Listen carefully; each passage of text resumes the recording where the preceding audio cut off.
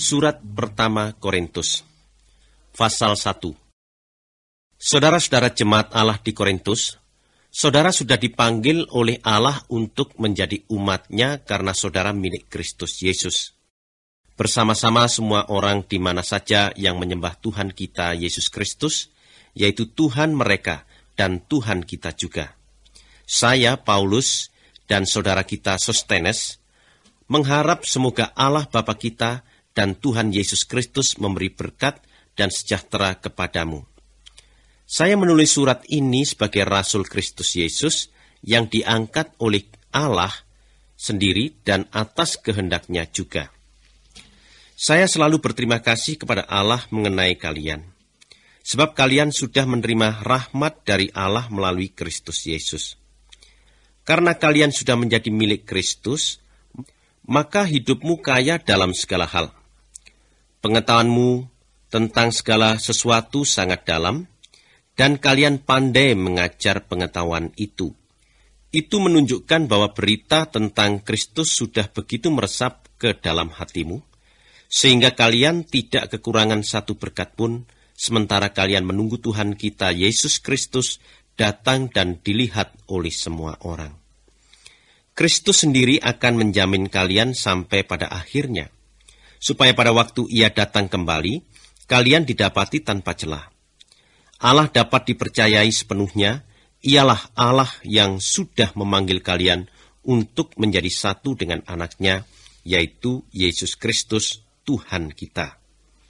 Saudara-saudara, atas nama Tuhan kita Yesus Kristus, saya minta supaya kalian semua seia sekata, supaya jangan ada perpecahan di antaramu.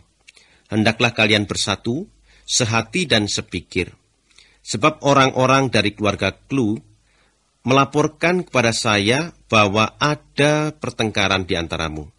Yang saya maksudkan ialah bahwa di antaramu ada yang berkata, saya ikut Paulus, ada juga yang berkata, saya ikut Apolos, yang lain berkata, saya ikut Petrus, sedangkan yang lain lagi berkata, saya ikut Kristus. Masakan Kristus terbagi-bagi? Paulus tidak mati disalib untukmu. Kalian pun tidak dibaptis untuk menjadi pengikut-pengikut Paulus, bukan?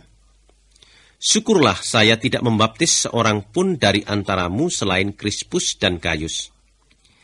Jangan sampai seorang pun berkata bahwa saya sudah membaptis dia untuk menjadi pengikut saya. Oh iya, Stefanus dan keluarganya, memang saya yang membaptis mereka. Tetapi selain dari itu, seingat saya, tidak ada lagi orang lain yang saya baptis. Kristus mengutus saya bukan untuk membaptis orang, melainkan untuk memberitakan kabar baik dari Allah. Dan itu pun harus saya lakukan tanpa memakai kepandaian berbicara secara manusia, agar kuasa dari kematian Kristus pada salib tidak menjadi sia-sia. Sebab bagi orang-orang yang menuju kebinasaan, berita tentang kematian Kristus pada salib merupakan omong kosong.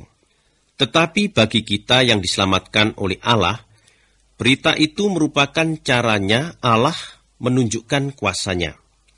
Sebab dalam Alkitab Allah berkata, kebijaksanaan orang arif akan kukacaukan, dan pengertian orang-orang berilmu akan kulenyapkan.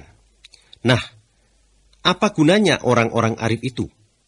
Apa gunanya mereka yang berilmu? Apa gunanya ahli-ahli pikir dunia ini?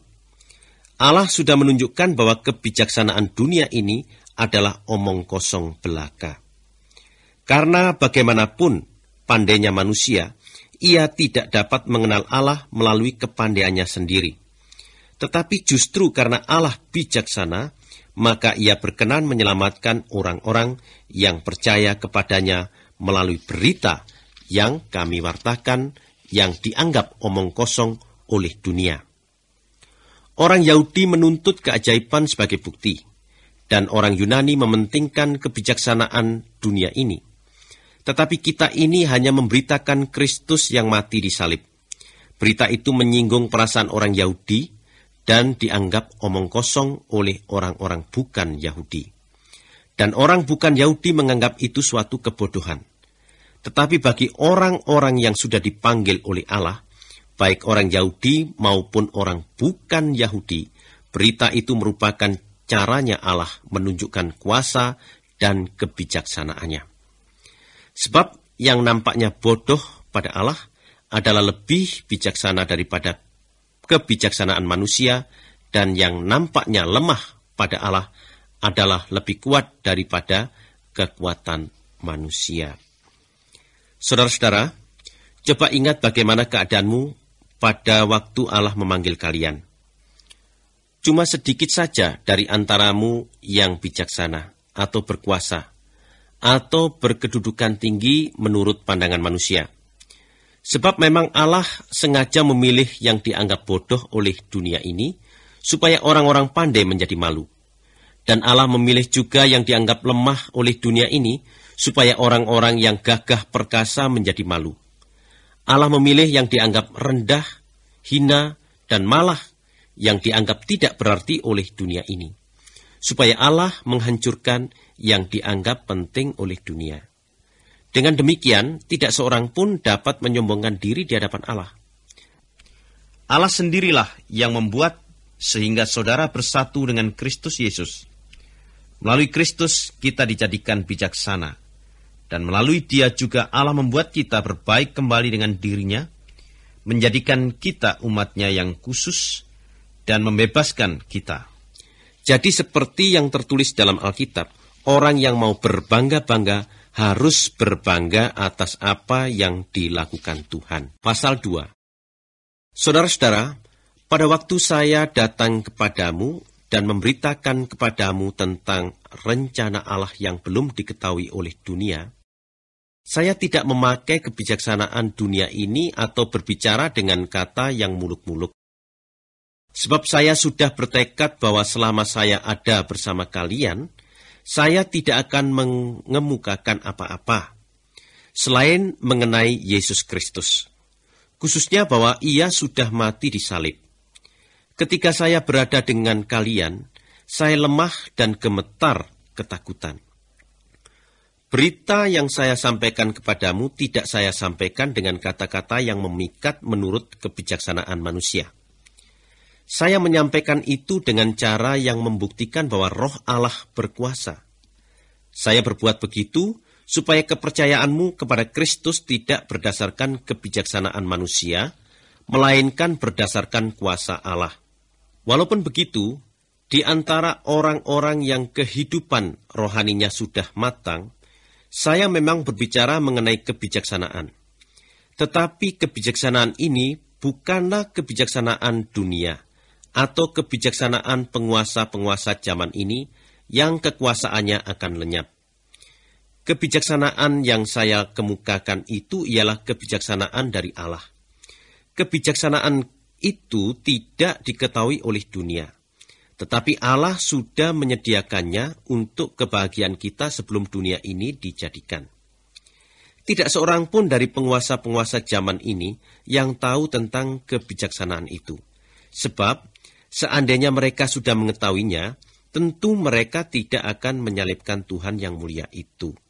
Sebaliknya hal itu adalah seperti yang tertulis dalam Alkitab. Apa yang tidak pernah dilihat atau didengar oleh manusia, dan tidak pernah pula timbul dalam pikiran manusia, itulah yang disediakan Allah untuk orang-orang yang mengasihinya. Tetapi Allah sudah menyatakannya kepada kita dengan perantaraan Roh-Nya.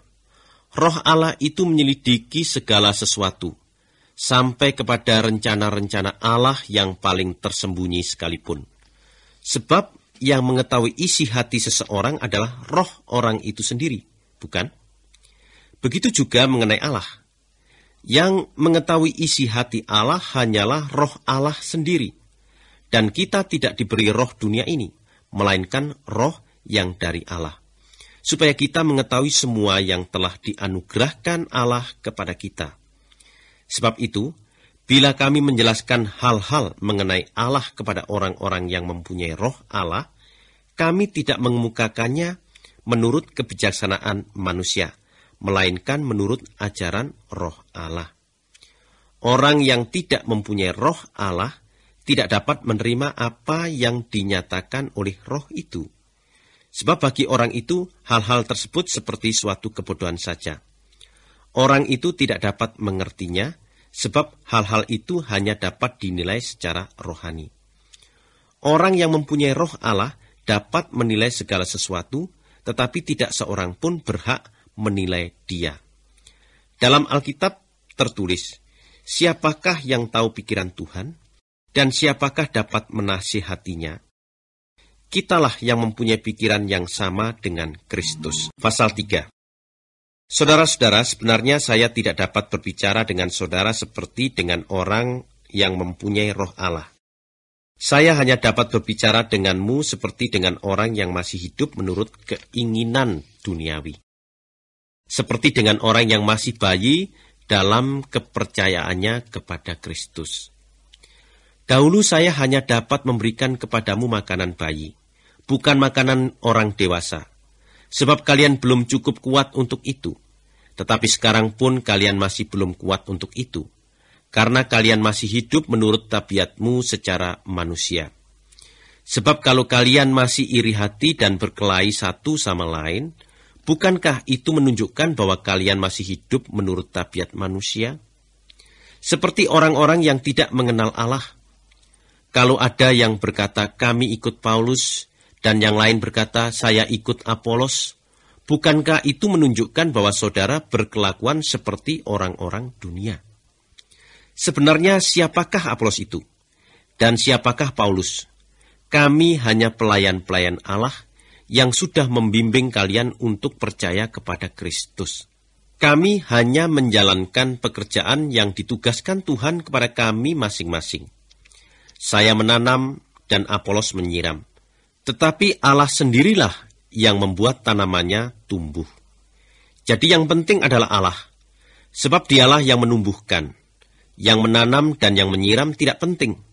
Keduanya adalah sederajat. Masing-masing akan menerima upah menurut jerih payahnya. Kami adalah orang-orang yang sama-sama bekerja untuk Allah, dan kalian adalah seperti ladang Allah. Saudara-saudara, adalah seperti gedung Allah juga. Dengan kepandaian yang diberikan Allah, saya sebagai ahli bangunan sudah meletakkan pondasi untuk gedung tersebut, dan orang lain membangun gedung di atas pondasi itu. Setiap orang harus memperhatikan baik-baik bagaimana ia membangun di atas pondasi itu. Sebab Allah sendiri sudah menempatkan Yesus Kristus sebagai satu-satunya pondasi untuk gedung itu. Tidak ada pondasi yang lain. Ada yang membangun di atas pondasi itu dengan memakai emas, ada yang memakai perak, ada yang memakai batu permata, ada pula yang memakai kayu, rumput kering ataupun jerami. Pekerjaan setiap orang akan kelihatan nanti pada saat Kristus datang kembali. Sebab pada hari itu, api akan membuat pekerjaan masing-masing orang kelihatan. Api akan menguji dan menentukan mutu dari pekerjaan itu. Kalau gedung yang didirikan orang di atas pondasi itu tahan bakaran api, orang itu akan menerima hadiahnya. Tetapi kalau pekerjaan orang terbakar, ia akan rugi. Ia sendiri akan selamat, tetapi seperti orang yang lolos menerusi api. Tahukah saudara bahwa kalian adalah rumah Allah, dan bahwa roh Allah tinggal di dalam kalian? Kalau ada orang yang merusak rumah Allah, Allah pun akan merusak orang itu. Sebab rumah Allah adalah khusus untuk Allah saja, dan kalianlah rumah itu. Janganlah seorang pun menipu dirinya sendiri. Kalau ada orang di antaramu merasa dirinya bijaksana menurut ukuran dunia ini, orang itu harus menjadi bodoh, supaya ia menjadi benar-benar bijaksana. Sebab yang dianggap bijaksana oleh dunia adalah bodoh pada pemandangan Allah.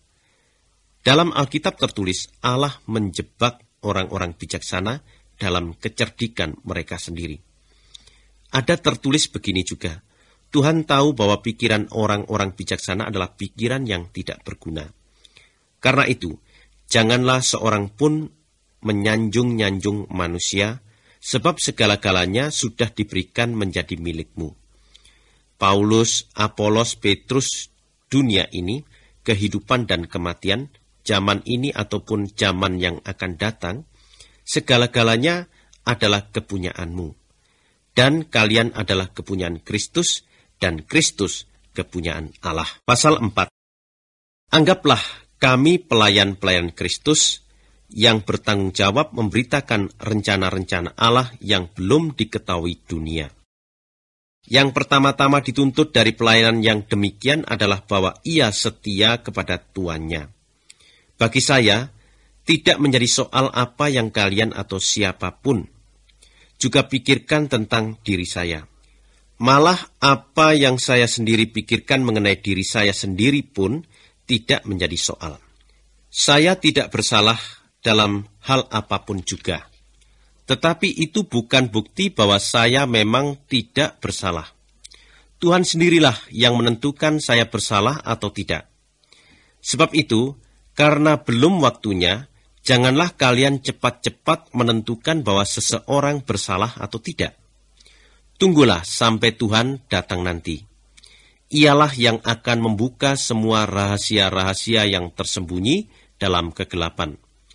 Ialah yang akan membongkar semua niat yang terpendam di dalam hati manusia. Pada waktu itu barulah setiap orang menerima dari Allah pujian yang patut diterimanya.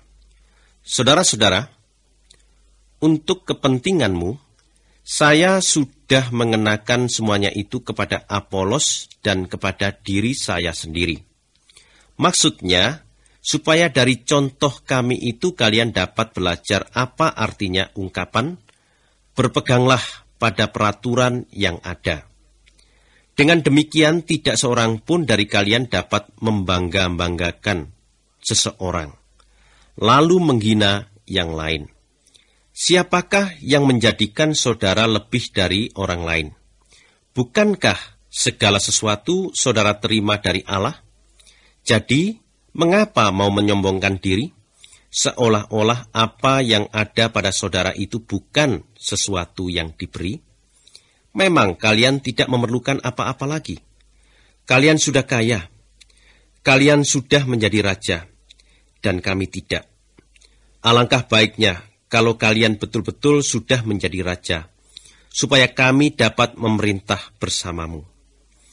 Karena menurut pendapat saya, kami rasul-rasul sudah dijadikan oleh Allah sebagai tontonan di depan manusia dan para malaikat. Kami seperti orang-orang hina yang dijatuhi hukuman mati di depan umum dan disorak-soraki oleh dunia. Karena Kristus, kami adalah orang yang bodoh, dan kalian orang Kristen yang pandai. Kami lemah, kalian kuat.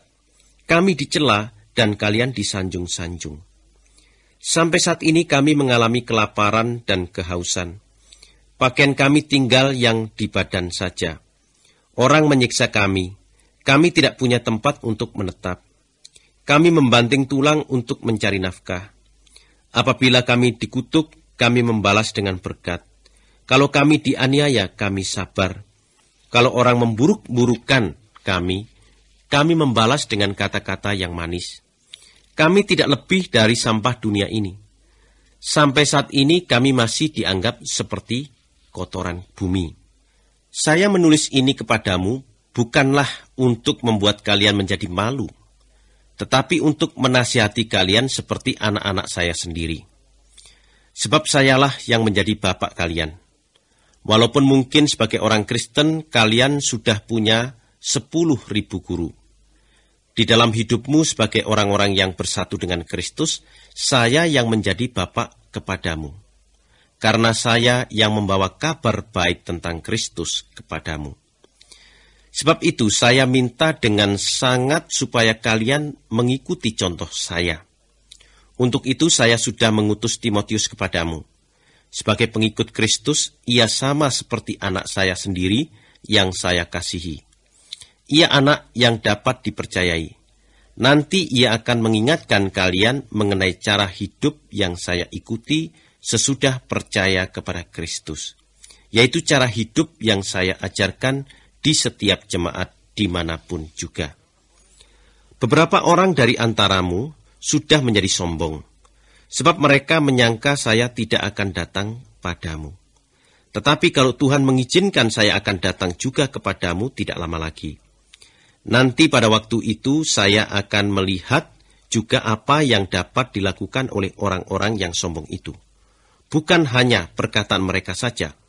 Karena kalau Allah memerintah hidup seseorang, hal itu dibuktikan oleh kekuatan hidup orang itu, bukan oleh kata-katanya.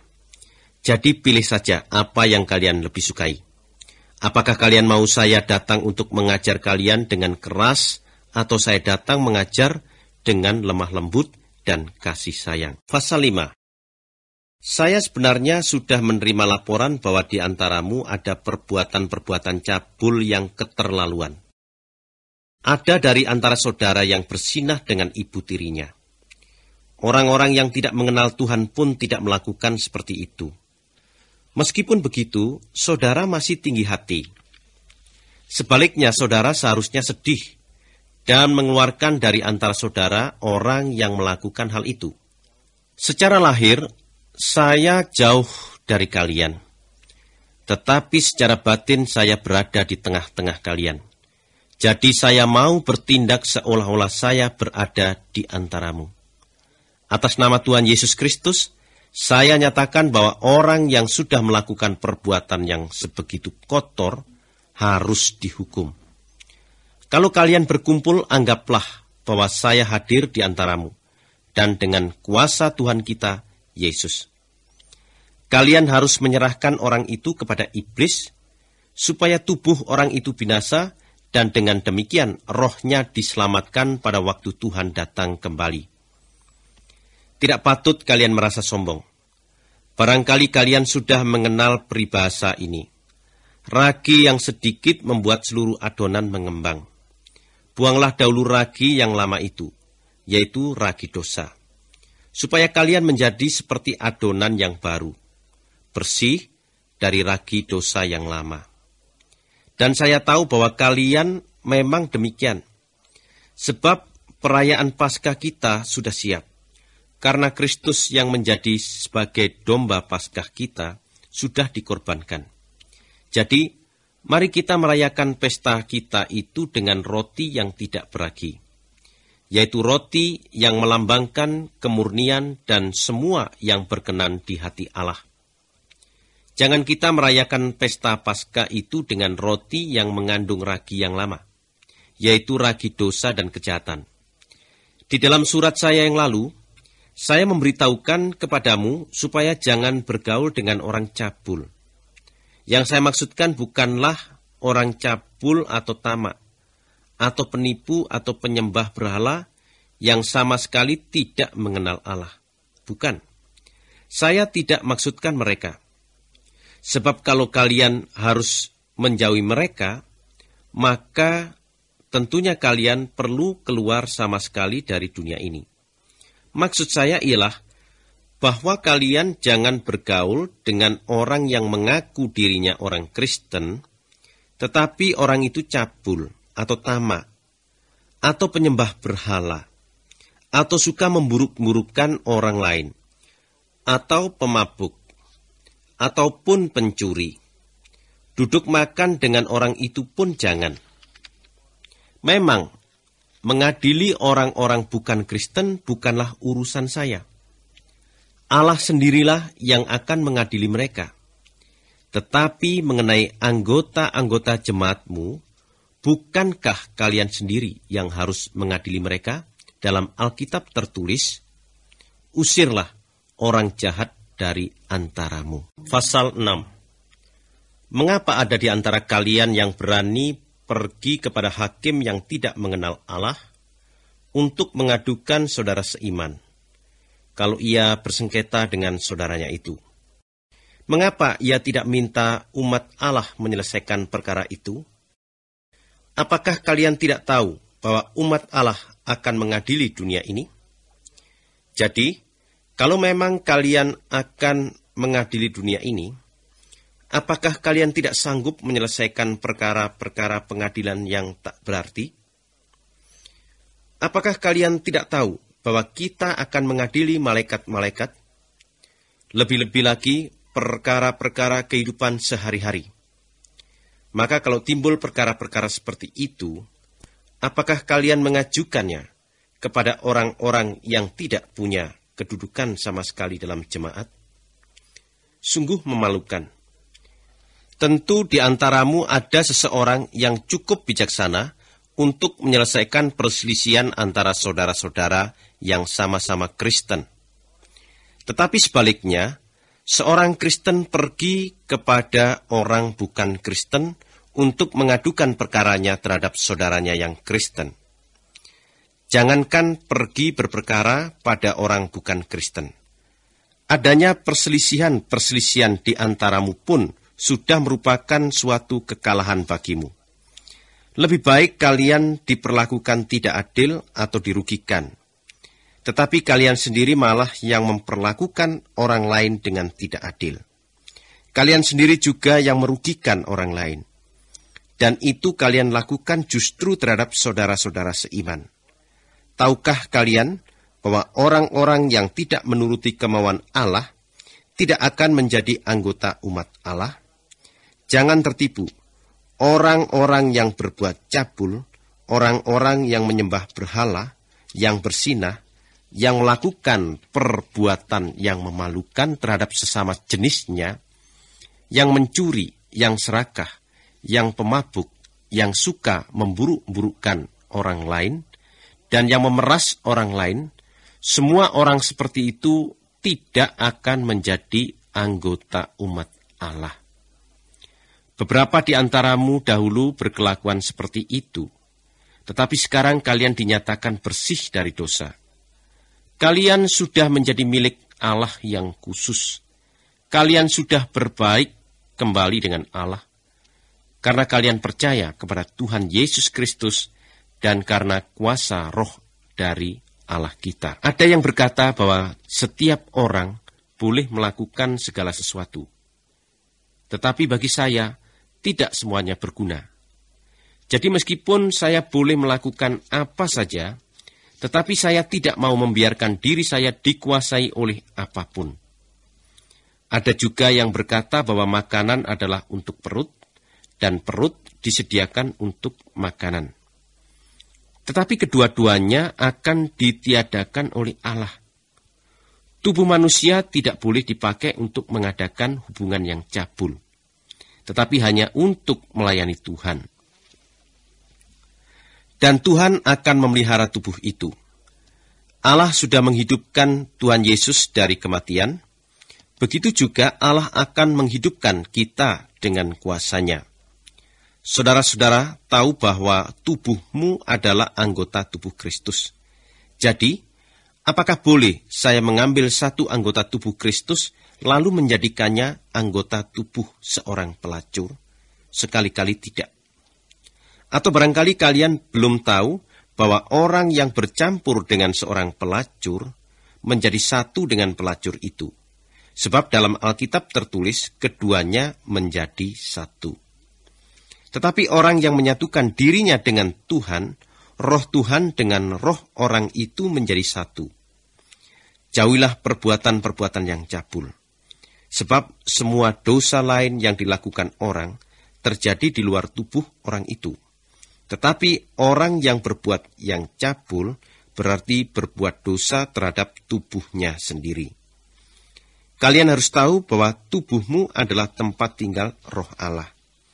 Roh itu tinggal di dalam kalian. Dan Allah sendirilah yang memberikan roh itu kepadamu. Diri saudara bukan kepunyaanmu, itu kepunyaan Allah. Allah sudah membeli kalian dan sudah membayarnya dengan lunas. Sebab itu, pakailah tubuhmu sedemikian rupa sehingga Allah dimuliakan. Pasal 7. Sekarang saya mau bicara mengenai masalah yang kalian sebut dalam suratmu. Kalau seorang laki-laki tidak kawin, itu baik. Tetapi supaya tidak tergoda untuk berbuat hal-hal yang tidak patut, lebih baik setiap orang laki-laki mempunyai istrinya sendiri, dan setiap wanita mempunyai suaminya sendiri. Suami harus memenuhi kewajibannya sebagai suami terhadap istrinya. dan istri harus memenuhi kewajibannya sebagai istri terhadap suaminya. Masing-masing memenuhi kewajibannya terhadap yang lain. Istri tidak berkuasa atas tubuhnya sendiri, yang berkuasa atas tubuhnya adalah suaminya. Begitu juga suami tidak berkuasa atas tubuhnya sendiri. Yang berkuasa atas tubuhnya adalah istrinya. Janganlah menjauhi satu sama lain secara suami istri. Boleh untuk sementara waktu, asal dua-duanya sama-sama sudah setuju. Dengan demikian masing-masing dapat berdoa dengan tidak terganggu. Tetapi kemudian haruslah kalian kembali saling mendekati secara suami istri. Kalau tidak begitu, nanti kalian bisa menuruti bujukan roh jahat karena kalian tidak kuat menahan nafsu. Saya mengatakan ini bukan sebagai perintah, tetapi sebagai nasihat. Sebenarnya saya lebih suka kalau semua orang menjadi seperti saya. Tetapi masing-masing sudah menerima karunia yang khusus dari Allah. Seorang mempunyai karunia ini, yang lain mempunyai karunia itu. Kepada orang-orang yang belum kawin dan kepada wanita-wanita yang sudah janda, inilah nasihat saya. Lebih baik saudara tetap hidup sendiri seperti saya. Tetapi kalau saudara tidak dapat menahan nafsu, saudara hendaknya kawin. Sebab lebih baik saudara kawin daripada nafsu berahimu berkobar-kobar. Terhadap mereka yang sudah kawin, inilah perintah saya. Sebenarnya bukan saya yang memberi perintah ini, tetapi Tuhan. Seorang wanita yang sudah kawin, janganlah meninggalkan suaminya. Tetapi kalau ia sudah meninggalkannya, ia harus tetap tidak bersuami, atau kembali kepada suaminya. Dan seorang suami tidak boleh menceraikan istrinya. Kepada yang lain-lainnya, nasihat saya ialah ini nasihat saya sendiri. Bukan Tuhan. Kalau seorang Kristen beristrikan seorang wanita yang tidak percaya kepada Kristus, dan istrinya setuju untuk hidup bersama dengan dia, orang itu tidak boleh menceraikan istrinya. Dan kalau seorang wanita Kristen bersuamikan seorang yang tidak percaya kepada Kristus, dan suaminya setuju untuk hidup bersama dengan dia, maka istri itu tidak boleh menceraikan suaminya. Sebab suami yang tidak percaya dilayakkan untuk menjadi anggota umat Allah karena perkawinannya dengan istri yang sudah menjadi milik Allah. Begitu juga istri yang tidak percaya dilayakkan untuk menjadi anggota umat Allah karena perkawinannya dengan suami yang sudah menjadi milik Allah. Kalau tidak begitu, anak-anak mereka tentunya seperti anak-anak kafir. Padahal anak-anak itu dianggap sebagai anggota umat Allah. Tetapi kalau orang yang tidak percaya itu meninggalkan istrinya atau suaminya yang Kristen, jangan menahan dia. Dalam hal ini saudari atau saudara itu bebas. Sebab Allah mau supaya saudara hidup dengan rukun. Karena saudara sebagai istri yang sudah percaya kepada Tuhan, bagaimanakah saudara bisa tahu dengan pasti bahwa saudara tidak dapat menyelamatkan suamimu? Begitu juga saudara sebagai suami Kristen, bagaimanakah saudara bisa tahu dengan pasti bahwa saudara tidak dapat menyelamatkan istrimu? Hendaklah masing-masing mengatur kehidupannya menurut bimbingan Tuhan, seperti yang sudah ditentukan oleh Allah baginya pada waktu Allah memanggilnya untuk percaya kepadanya.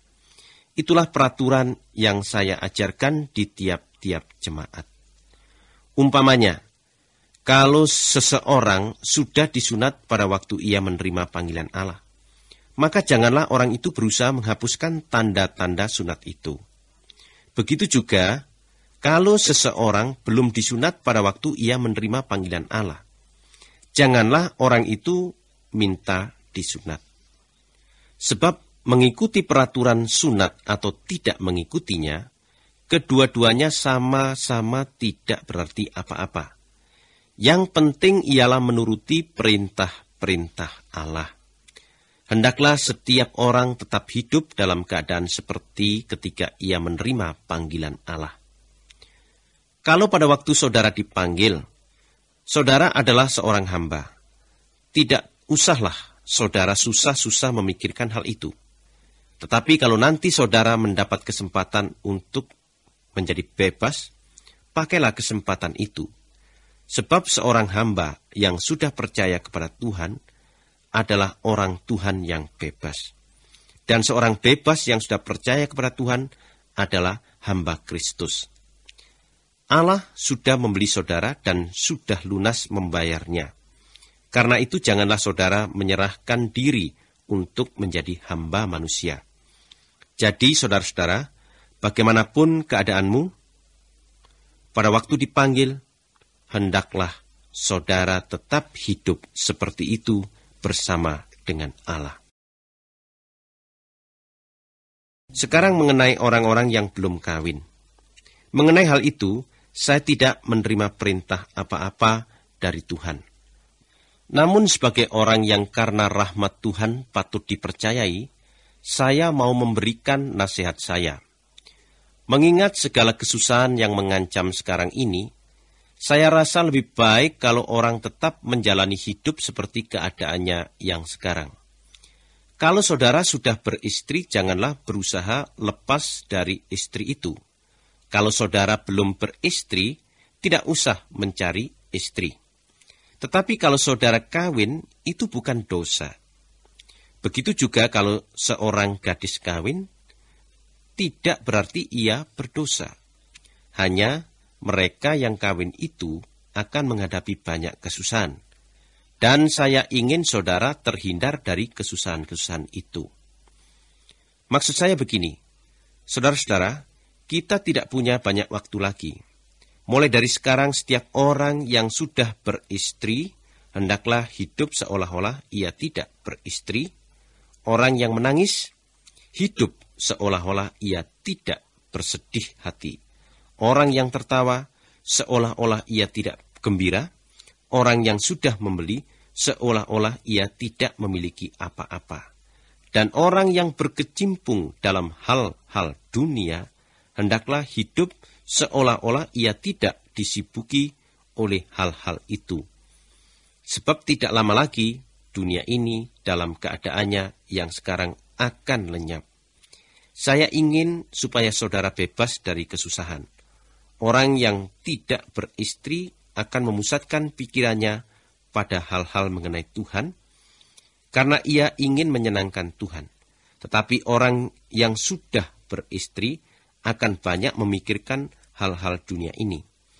Sebab ia ingin menyenangkan hati istrinya. Akibatnya, perhatiannya terbagi-bagi. Seorang wanita yang tidak bersuami atau seorang anak gadis akan banyak memikirkan hal-hal mengenai Tuhan, sebab ia ingin supaya jiwa raganya menjadi milik Allah. Tetapi seorang wanita yang sudah bersuami memusatkan pikirannya pada hal-hal dunia ini, sebab ia ingin menyenangkan hati suaminya. Saya menulis semuanya itu untuk kebaikanmu sendiri, bukan dengan maksud melarang ini dan melarang itu. Yang saya ingini hanyalah supaya saudara melakukan yang benar dan patut, dan supaya saudara dapat memusatkan pikiranmu kepada Tuhan. Kalau seseorang merasa tidak menjalankan yang sepatutnya terhadap tunangannya, kalau ia tidak dapat menahan nafsunya, dan ia merasa perlu kawin dengan gadis itu, biarlah ia melakukan apa yang dirasanya baik. Ia tidak berdosa kalau mereka kawin. Tetapi kalau seseorang sudah membuat keputusan di dalam hatinya untuk tidak kawin dengan tunangannya, dan keputusannya itu tidak terpaksa, maka yang dilakukannya itu baik, asal ia kuat melakukannya. Tegasnya, orang yang kawin baik perbuatannya, dan orang yang tidak kawin lebih baik lagi perbuatannya. Seorang wanita yang sudah kawin terikat kepada suaminya hanya selama suaminya hidup. Kalau suaminya sudah meninggal, wanita itu bebas kawin lagi dengan orang yang disukainya. asal perkawinan itu perkawinan Kristen. Namun ia akan lebih beruntung kalau tidak kawin lagi.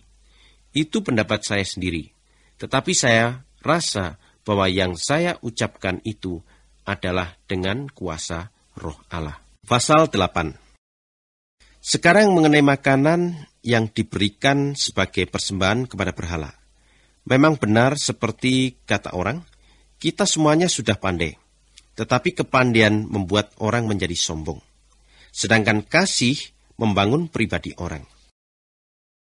Orang yang menyangka bahwa ia tahu banyak, sebetulnya belum mengetahui yang sedalam-dalamnya. Tetapi orang yang sungguh-sungguh mengasihi Allah, ia dikenal oleh Allah. Tentang persoalan makan makanan yang sudah dipersembahkan kepada berhala, kita tahu bahwa berhala menggambarkan sesuatu yang sebetulnya tidak ada. Dan kita tahu juga bahwa Allah hanya satu, tidak ada yang lain. Memang banyak juga apa yang dinamakan ilah dan Tuhan, baik yang ada di langit maupun yang ada di atas bumi. Tetapi bagi kita, Allah hanya satu. Ia Bapa yang menciptakan segala sesuatu, untuk Dialah kita hidup. Dan Tuhan hanya satu juga, yaitu Yesus Kristus. Melalui Dia segala sesuatu diciptakan dan karena Dialah maka kita hidup. Meskipun begitu, tidak semua orang mengetahui hal itu. Ada yang dahulu biasanya menyembah berhala, jadi karena itu sampai sekarang pun mereka masih merasa bahwa makanan yang sudah dipersembahkan kepada berhala adalah makanan berhala. Maka kalau mereka makan makanan itu, mereka merasa berdosa karena keyakinan mereka belum kuat. Sebenarnya makanan sendiri tidak membuat hubungan kita dengan Allah menjadi lebih akrab. Kalau kita makan makanan itu, kita tidak mendapat keuntungan apa-apa. Sebaliknya kalau kita tidak makan makanan itu, kita pun tidak rugi apa-apa. Tetapi hati-hati, jangan sampai terjadi bahwa orang lain menjadi berdosa. Karena keyakinannya belum kuat. Oleh sebab saudara bebas melakukan apa saja. Maksud saya begini, seandainya saudara yang punya keyakinan yang kuat, sedang duduk makan di kuil berhala, kemudian seseorang melihat saudara duduk makan di situ. Kalau keyakinan orang itu tidak kuat, bukankah itu akan membuat orang itu berani makan makanan yang sudah diberi kepada berhala itu? Dan karena itu, maka keyakinan saudara membuat orang yang keyakinannya tidak kuat itu menjadi sesat. Padahal Kristus mati untuk orang itu juga. Dan kalau saudara melakukan kesalahan seperti itu terhadap saudara-saudara Kristen, yaitu saudara merusak keyakinan mereka yang lemah, maka saudara berdosa kepada Kristus. Itu sebabnya, kalau makanan menyebabkan saudara saya berdosa, maka saya sama sekali tidak akan makan daging lagi. Sebab jangan-jangan saudara saya berdosa karena saya. Pasal 9. Bukankah saya orang bebas? Bukankah saya rasul? Apakah saya belum pernah melihat Yesus Tuhan kita? Apakah kalian bukan hasil pekerjaan saya untuk Tuhan? Kalaupun orang-orang lain tidak mau mengaku saya sebagai rasul, paling sedikit kalian mengakui itu. Sebab hidupmu sebagai orang Kristen adalah bukti bahwa saya seorang rasul. Kalau orang mengkritik saya akan menjawab begini, apakah saya tidak berhak menerima makanan dan minuman karena pekerjaan saya? Apakah saya tidak berhak membawa seorang istri Kristen bersama-sama saya dalam perjalanan saya? Seperti yang dilakukan oleh saudara-saudara Tuhan Yesus dan oleh rasul-rasul lainnya, termasuk Petrus. Atau cuma Barnabas dan saya saja yang diharuskan mencari nafkah sendiri? Tidak ada anggota tentara yang harus membiayai dirinya sendiri di dalam angkatan perang. Tidak ada petani yang menanam anggur di kebunnya lalu tidak makan hasil anggur dari kebun itu. Tidak ada gembala yang memelihara domba, lalu tidak minum susu dari domba-dombanya itu. Saya mengemukakan itu bukan hanya berdasarkan yang lazim dalam pengalaman sehari-hari, tetapi sebab Alkitab mengemukakan hal itu juga. Di dalam buku Musa tertulis, sapi yang sedang menginjak-injak gandum untuk melepaskan biji gandum dari bulirnya, janganlah diberangus mulutnya. Sapikah yang diperhatikan Allah? Atau itu dimaksudkan untuk kita? Memang itu tertulis untuk kita. Sebab orang yang mengerjakan ladang dan orang yang membersihkan gandumnya sudah selayaknya bekerja dengan harapan untuk menerima sebagian dari hasil pekerjaannya. Kami sudah menabur benih rohani di dalam hidupmu. Maka kalau kami menuai berkat-berkat kebendaan dari kalian, apakah itu berarti kami menuntut terlalu banyak dari kalian? Kalau orang-orang lain berhak mengharapkan ini dari kalian, bukankah kami lebih berhak lagi daripada mereka? Tetapi saya belum menggunakan hak itu. Sebaliknya, saya lebih suka menanggung segala sesuatu daripada menimbulkan suatu hal yang menghalangi penyebaran kabar baik tentang Kristus. Saudara tentu tahu bahwa orang yang bekerja di dalam rumah Allah menerima makanan mereka dari rumah Allah. Dan orang-orang yang mengurus tempat persembahan korban mendapat sebagian dari korban yang dipersembahkan di situ. Begitu juga Tuhan sudah menentukan bahwa orang yang memberitakan kabar baik itu harus mendapat nafkahnya dari pemberitaan itu. Namun belum pernah saya memakai satupun dari hak-hak itu. Dan saya menulis surat ini bukanlah juga dengan maksud supaya hal-hal itu dilakukan sekarang terhadap saya. Lebih baik saya mati daripada kehilangan hal yang saya banggakan itu. Sebab kalau itu hanya soal memberitakan kabar baik dari Allah, maka saya tidak berhak berbangga-bangga. Sebab Allah telah memerintahkan saya untuk melakukannya. Celakalah saya kalau saya tidak memberitakan kabar baik itu. Seandainya saya menjalankan pekerjaan itu atas kemauan saya sendiri, maka saya boleh mengharap untuk mendapat upah. Tetapi saya memberitakan kabar baik itu justru karena diwajibkan. Saya ditugaskan oleh Allah untuk melakukan itu. Kalau begitu, upah saya apa? Ini upahnya, bahwa saya dapat memberitakan kabar baik itu tanpa memberatkan seorang pun untuk membiayai saya, karena saya tidak menuntut hak-hak saya sebagai pemberita kabar baik itu. Saya ini bukan hamba siapapun, saya bebas. Meskipun begitu, saya sudah menjadikan diri saya ini hamba kepada semua orang. Saya lakukan itu supaya saya bisa memenangkan sebanyak mungkin orang untuk Kristus. Terhadap orang Yahudi, saya berlaku sebagai orang Yahudi supaya saya bisa memenangkan orang Yahudi untuk Kristus. Terhadap orang-orang yang hidup menurut hukum Musa, saya berlaku seolah-olah saya terikat pada hukum itu, walaupun saya sebenarnya tidak terikat padanya.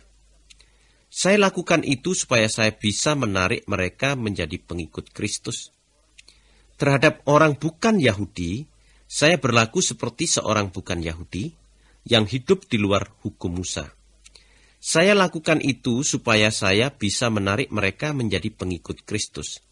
Tetapi itu tidak berarti bahwa saya tidak taat kepada perintah-perintah Allah. Saya justru dikuasai oleh perintah-perintah Kristus. Di tengah-tengah orang-orang yang keyakinannya tidak kuat, saya pun berlaku seperti seorang yang keyakinannya tidak kuat, supaya saya bisa menarik mereka menjadi pengikut Kristus. Pendeknya, saya menjadi segala-galanya untuk semua orang, supaya dengan jalan yang bagaimanapun juga saya bisa menyelamatkan sebagian dari mereka. Semuanya itu saya lakukan untuk kabar baik dari Allah itu, supaya saya juga turut diberkati. Saudara tentu tahu bahwa di dalam perlombaan semua peserta turut lari, tetapi hanya satu orang menerima hadiah. Oleh sebab itu, larilah begitu rupa sehingga saudara menerima hadiahnya. Setiap orang yang sedang dalam latihan menahan diri dalam segala hal. Ia melakukan itu karena ia ingin dikalungi dengan karangan bunga kejuaraan, yaitu bunga yang segera akan layu. Tetapi kita ini menahan diri dalam segala hal karena kita ingin dikalungi dengan karangan bunga yang tidak akan layu. Itu sebabnya saya berlari dengan tujuan yang tertentu. Seperti dalam pertandingan tinju, saya tidak memukul dengan sembarangan. Saya membiarkan badan saya digembleng dengan keras sampai saya dapat menguasainya. Saya berbuat begitu sebab saya tidak mau sampai terjadi bahwa setelah saya mengajak orang lain turut dalam perlombaan itu, saya sendiri ditolak. Pasal 10. Saudara-saudara, saudara hendaknya mengingat apa yang terjadi kepada nenek moyang kita ketika mereka mengikuti Musa. Mereka semua dilindungi oleh awan dan dengan selamat menyeberangi Laut Merah. Untuk menjadi pengikut-pengikut Musa, mereka semuanya dibaptis di dalam awan dan di dalam laut itu. Mereka semuanya makan makanan rohani yang sama dan minum minuman rohani yang sama. Mereka semuanya minum dari gunung batu rohani yang menyertai mereka. Gunung batu itu ialah Kristus sendiri. Meskipun begitu, Allah tidak senang terhadap kebanyakan dari mereka, dan itulah sebabnya mayat-mayat mereka bergelimpangan di padang gurun. Semuanya itu menjadi contoh bagi kita untuk mengingatkan kita supaya jangan menginginkan hal-hal yang jahat seperti mereka. Juga supaya kita jangan menyembah berhala seperti yang dilakukan oleh sebagian dari mereka.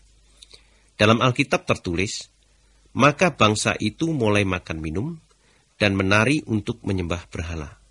Kita tidak boleh melakukan hal-hal yang cabul seperti yang dilakukan oleh sebagian dari mereka. Sebab 23.000 orang dari mereka mati dalam satu hari karena melakukan itu. Kita tidak boleh mencoba-coba Tuhan, seperti yang dilakukan oleh sebagian dari mereka dahulu. Sehingga mereka mati dipagut ular berpisah.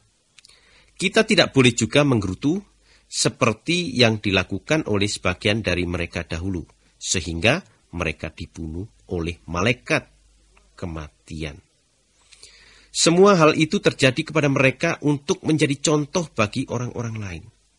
Dan semuanya itu tertulis juga untuk menjadi peringatan kepada kita. Sebab kita sekarang hidup di masa akhir zaman. Orang yang menyangka dirinya berdiri teguh, hendaklah berhati-hati. Jangan sampai ia jatuh. Setiap cobaan yang saudara alami adalah cobaan yang lazim dialami manusia. Tetapi Allah setia pada janjinya. Ia tidak akan membiarkan saudara dicoba lebih daripada kesanggupanmu. Pada waktu saudara ditimpa oleh cobaan, Ia akan memberi jalan kepadamu untuk menjadi kuat supaya saudara dapat bertahan. Oleh sebab itu, saudara-saudara yang saya kasihi, hendaklah kalian membenci penyembahan berhala. Saya berbicara kepadamu seperti kepada orang-orang yang bijaksana. Hendaklah kalian menimbang sendiri perkataan saya ini.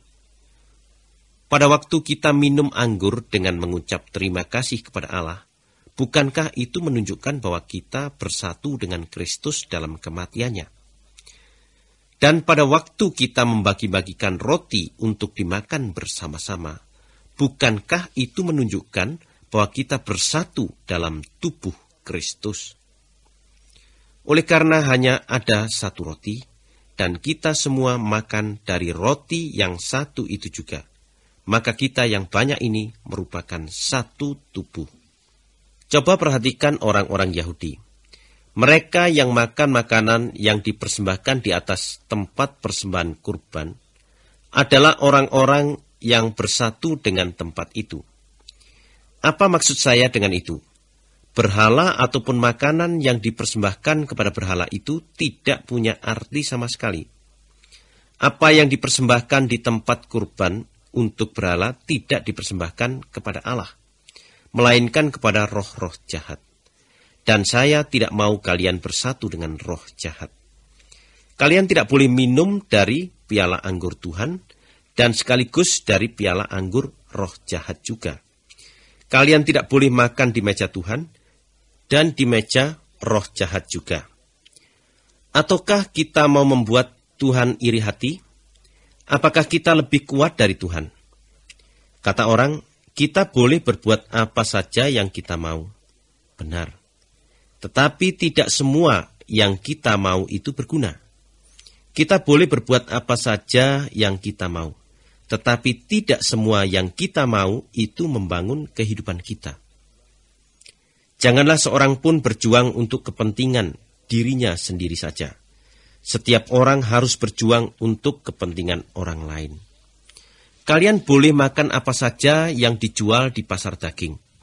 Tidak usah menyelidikinya terlebih dahulu, meskipun ada keberatan-keberatan dalam hati nurani. Sebab dalam Alkitab tertulis, bumi ini dengan seluruh isinya adalah kepunyaan Tuhan. Kalau kalian diundang makan oleh seorang yang bukan Kristen, dan kalian menerima undangan itu, makanlah apa yang dihidangkan kepadamu. Tidak usah menyelidiki dari mana datangnya makanan itu, supaya tidak ada keberatan-keberatan di dalam hati nuranimu. Tetapi kalau ada yang berkata kepadamu, makanan ini sudah dipersembahkan kepada berhala, janganlah makan makanan itu, karena memperhatikan kepentingan orang itu dan karena suara hati nurani. Maksud saya bukan suara hati nuranimu, tetapi suara hati nurani orang itu. Mungkin ada yang bertanya, wah, mengapa kebebasan saya harus dibatasi oleh suara hati nurani orang lain? Kalau saya makan makanan dengan berterima kasih kepada Allah, mengapa orang harus mencela saya atas makanan itu, sedangkan saya sudah berterima kasih kepada Allah atasnya? Apapun yang saudara lakukan, saudara makan atau saudara minum, lakukanlah semuanya itu untuk memuliakan Allah. Hiduplah sedemikian rupa sehingga saudara tidak menyebabkan orang lain berbuat dosa. Apakah mereka orang Yahudi atau orang bukan Yahudi, ataupun jemaat Allah, hiduplah seperti saya.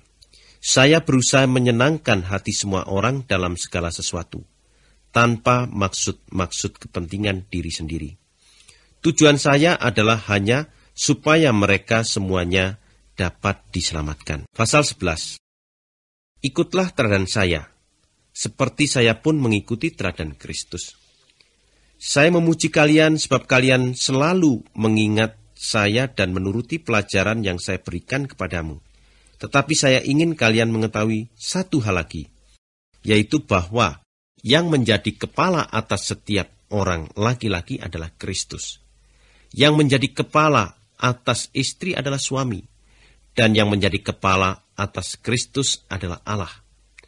Kalau seorang laki-laki pada waktu berdoa, atau pada waktu menyampaikan berita dari Allah di hadapan banyak orang, memakai tutup kepala, maka orang itu menghina Kristus. Dan kalau seorang wanita pada waktu berdoa, atau pada waktu menyampaikan berita dari Allah di hadapan banyak orang, tidak memakai tutup kepala, maka wanita itu menghina suaminya yang menjadi kepala atas dirinya. Itu sama saja seolah-olah kepala wanita itu sudah dicukur. Sebab kalau seorang wanita tidak mau memakai tutup kepala, lebih baik rambutnya digunting. Tetapi kalau seorang wanita dicukur kepalanya atau digunting rambutnya, maka itu suatu penghinaan bagi dia. Oleh sebab itu, lebih baik ia memakai tutup kepala. Laki-laki tidak perlu memakai tutup kepala, sebab ia mencerminkan pribadi dan kebesaran Allah.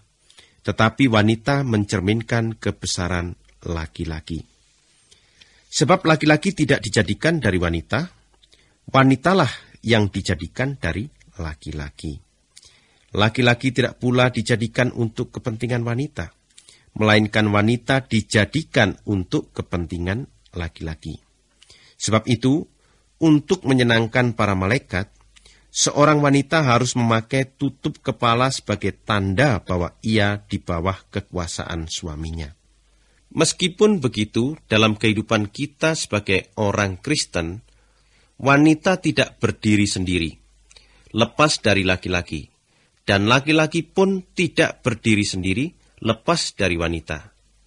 Karena meskipun wanita pertama dijadikan dari laki-laki, tetapi setelah itu laki-laki lahir dari wanita, dan segala sesuatu berasal dari Allah.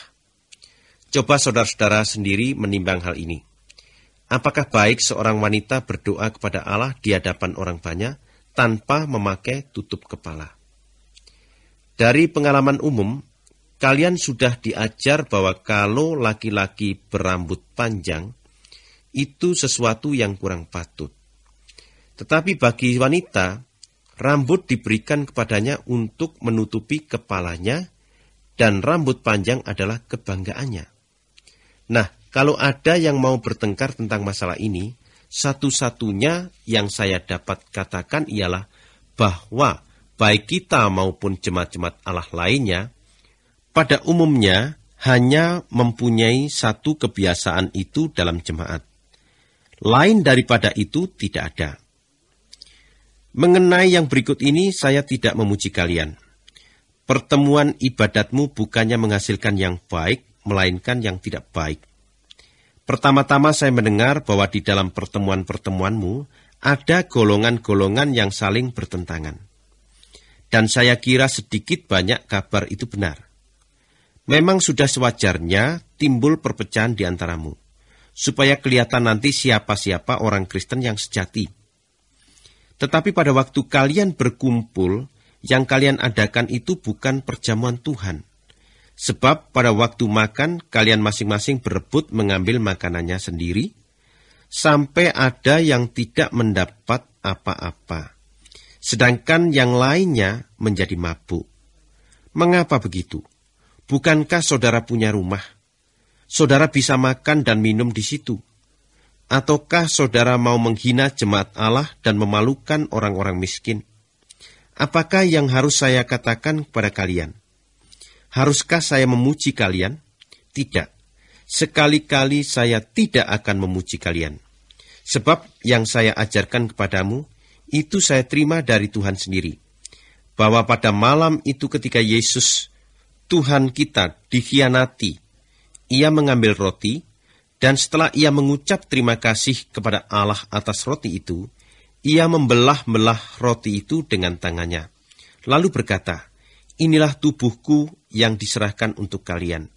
Lakukanlah ini untuk mengenang aku. Begitu pula setelah habis makan, Ia mengambil piala anggur lalu berkata, anggur ini adalah perjanjian Allah yang baru, disahkan dengan darahku. Setiap kali kalian minum ini, lakukanlah ini untuk mengenang aku. Memang setiap kali kalian makan roti dan minum anggur ini, kalian memberitakan kematian Tuhan sampai Ia datang. Oleh karena itu, orang yang makan roti Tuhan atau minum anggur Tuhan dengan cara yang tidak patut, orang itu berdosa terhadap Tuhan, yang sudah mengorbankan tubuh dan darahnya. Jadi, setiap orang harus memeriksa dirinya dahulu. Baru ia boleh makan roti dan minum anggur itu. Sebab kalau orang makan roti dan minum anggur tanpa mengindahkan bahwa perjamuan itu berkenaan dengan tubuh Tuhan, orang itu makan dan minum untuk menerima hukuman Allah atas dirinya sendiri. Itulah sebabnya banyak dari antara kalian yang sakit dan lemah, dan ada juga yang mati. Tetapi kalau kita memeriksa diri kita terlebih dahulu, kita tidak akan dihukum Allah. Tetapi kalau kita dihukum Allah, Ia akan mencambuk kita, supaya kita jangan kena penghukuman bersama-sama dunia ini. Oleh sebab itu, saudara-saudaraku, kalau kalian berkumpul untuk makan pada perjamuan Tuhan, kalian harus saling menunggu. Kalau ada yang lapar, ia harus makan dahulu di rumah.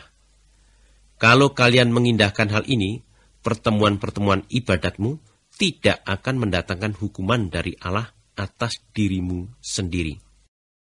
Mengenai masalah-masalah yang lain, akan saya terangkan kepadamu kalau saya datang nanti. Pasal 12.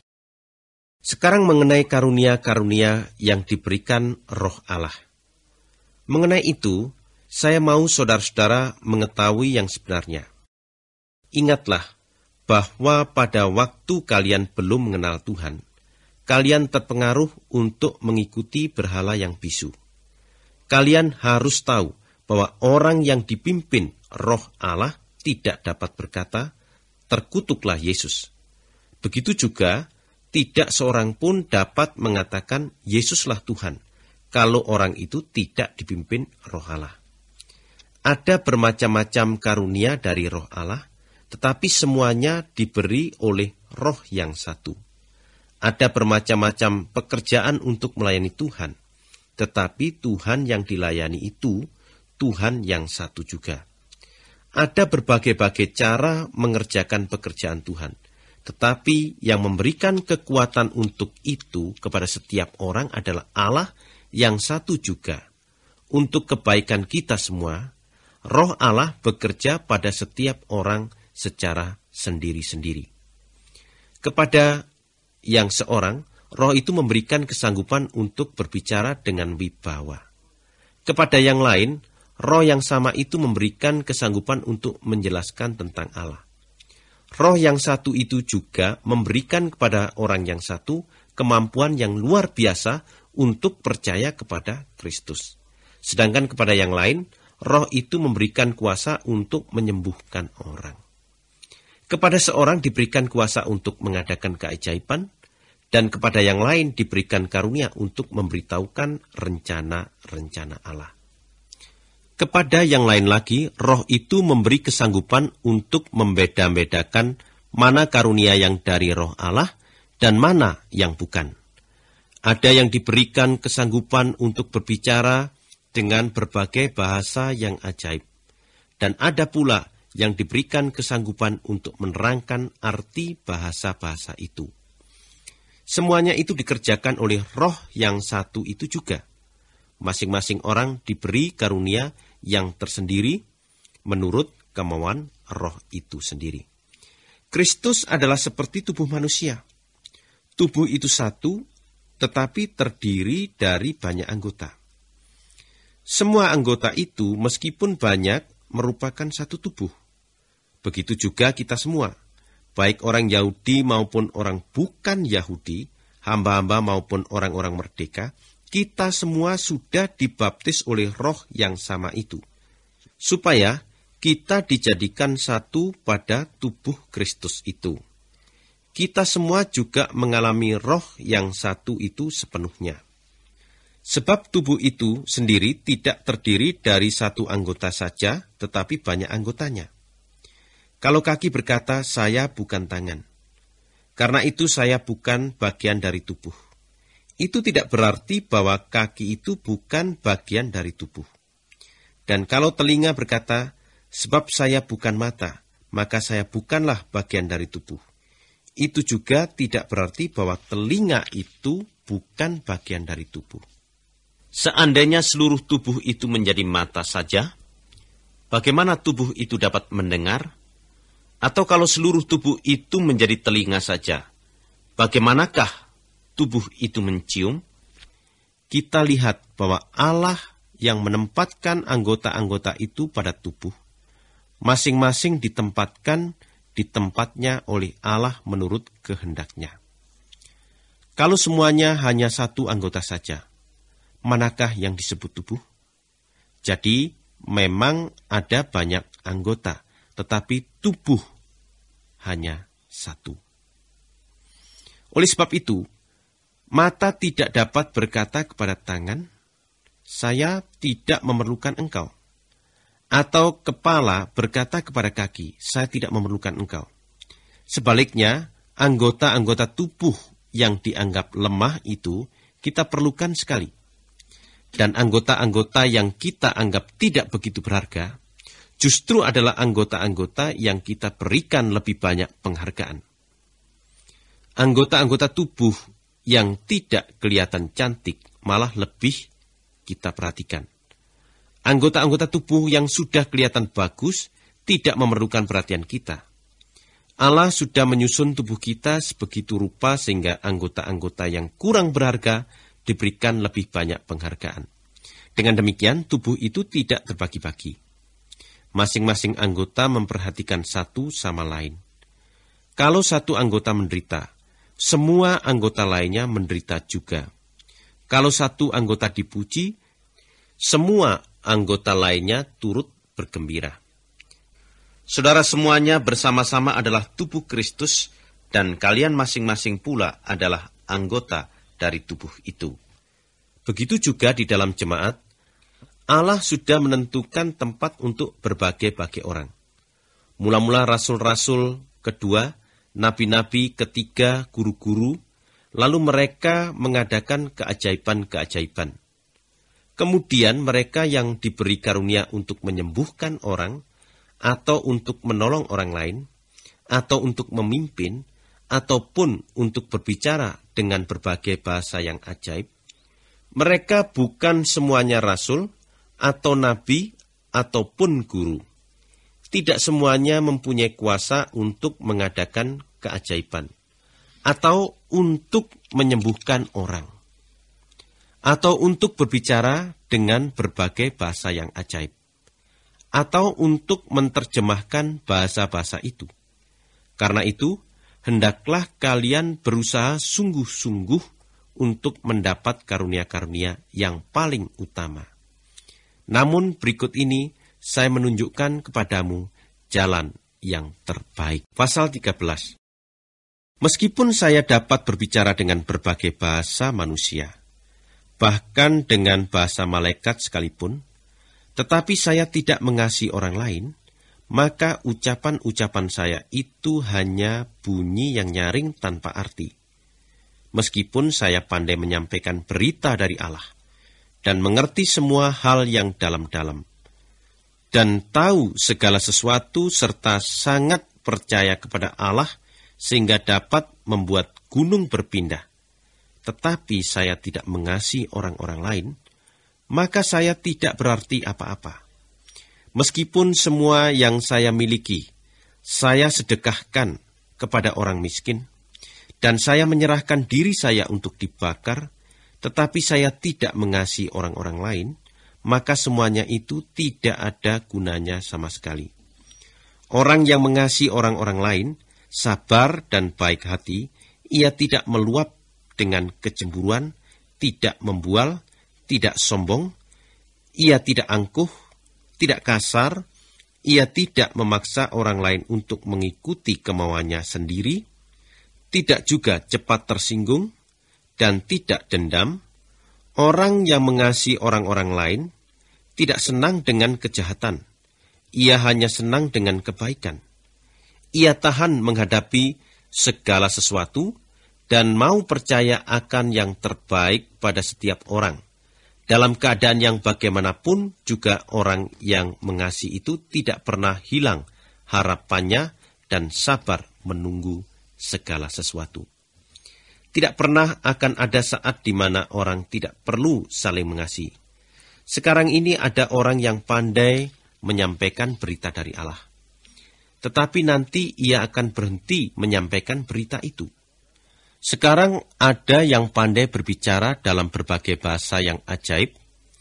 Tetapi nanti ia akan berhenti berbicara dalam bahasa-bahasa itu. Sekarang ada orang yang mengetahui banyak hal. Tetapi nanti apa yang mereka ketahui itu akan dilupakan. Sebab pengetahuan kita dan kesanggupan kita untuk menyampaikan berita dari Allah masih kurang sempurna.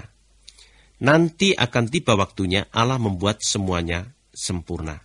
Dan yang tidak sempurna itu akan hilang. Pada waktu saya masih anak kecil, saya berbicara seperti anak kecil. Saya berperasaan seperti anak kecil, dan saya berpikir seperti anak kecil. Sekarang saya sudah dewasa, kelakuan saya yang kekanak-kanakan sudah saya buang. Apa yang kita lihat sekarang ini adalah seperti bayangan yang kabur pada cermin. Tetapi nanti kita akan melihat langsung dengan jelas. Sekarang saya belum tahu segalanya. Tetapi nanti saya akan tahu segalanya sama seperti Allah tahu segalanya mengenai diri saya. Jadi, Untuk saat ini, ada 3 hal yang kita harus tetap lakukan. Percaya, berharap, dan saling mengasihi. Yang paling penting dari ketiganya itu ialah mengasihi orang-orang lain. Pasal 14. Hendaklah kalian berusaha untuk mengasihi orang-orang lain, dan berusahalah juga untuk menerima karunia-karunia yang diberikan Roh Allah. Terutama sekali kesanggupan untuk menyampaikan rencana-rencana Allah kepada manusia. Orang yang berbicara dalam bahasa yang ajaib, orang itu bukannya berbicara kepada manusia. Ia berbicara kepada Allah. Tidak ada orang yang mengerti apa yang ia katakan. Sebab Roh Allah yang menyebabkan ia mengucapkan hal-hal yang hanya diketahui Allah. Sebaliknya, orang yang menyampaikan berita dari Allah, menyampaikannya kepada manusia untuk menguatkan mereka, untuk memberi semangat kepada mereka, dan untuk menghibur mereka. Orang yang berbicara dalam bahasa yang ajaib hanya menguatkan dirinya sendiri saja. Sedangkan orang yang menyampaikan berita dari Allah menolong jemaat menjadi maju. Alangkah baiknya kalau saudara semua dapat berbicara dengan berbagai bahasa yang ajaib. Tetapi yang paling baik ialah kalau saudara dapat memberitakan rencana-rencana Allah. Sebab orang yang menyampaikan berita dari Allah lebih besar daripada orang yang berbicara dengan berbagai bahasa yang ajaib. Lain halnya kalau orang yang berbicara dalam berbagai bahasa yang ajaib itu dapat menjelaskan apa yang dikatakannya itu, supaya seluruh jemaat mendapat manfaatnya. Kalau saya seandainya datang kepadamu dan saya berbicara dalam berbagai bahasa yang ajaib, apa gunanya itu untuk kalian? Tidak ada gunanya sedikit pun. Lain halnya kalau saya menyatakan suatu pengungkapan dari Allah, atau saya menjelaskan sesuatu tentang Allah, atau saya menyampaikan berita dari Allah, atau saya mengajar. Alat-alat musik yang tidak bernyawa sedikit pun, seperti misalnya seruling dan kecapi, kalau nada-nadanya tidak dimainkan dengan jelas, bagaimana orang tahu lagu apa yang dimainkannya? Suatu contoh yang lain lagi, kalau trompet dibunyikan sembarangan, siapa yang akan bersiap untuk berperang? Begitu juga dengan kesanggupanmu untuk berbicara dengan berbagai bahasa yang ajaib. Kalau saudara dengan kesanggupan itu mengucapkan kata-kata yang tidak jelas, tidak ada seorang pun yang bisa mengerti apa yang saudara katakan. Kata-katamu itu akan lenyap tidak menentu. Di dunia ini ada sekian banyak bahasa, tetapi tidak ada satu pun dari bahasa-bahasa itu yang tidak mengandung arti. Tetapi kalau saya tidak mengerti bahasa yang diucapkan seseorang, maka orang yang memakai bahasa itu merupakan orang asing terhadap saya. Begitu juga saya terhadap dia. Mengenai kalian sendiri, saya tahu kalian ingin sekali mendapat karunia-karunia dari Roh Allah. Tetapi yang terutama sekali, haruslah kalian berusaha untuk memakai kesanggupan yang menolong jemaat menjadi maju. Itu sebabnya orang yang berbicara dalam bahasa yang ajaib haruslah memohon dari Allah, supaya ia diberi juga kesanggupan untuk menerangkan apa yang dikatakannya itu. Sebab kalau saya berdoa dengan bahasa yang ajaib, roh saya memang berdoa, tetapi pikiran saya tidak bekerja. Jadi, saya harus berbuat apa? Ini yang akan saya buat. Saya akan berdoa dengan roh saya, tetapi saya akan berdoa juga dengan pikiran saya. Saya akan bernyanyi dengan roh saya, tetapi saya mau menyanyi juga dengan pikiran saya.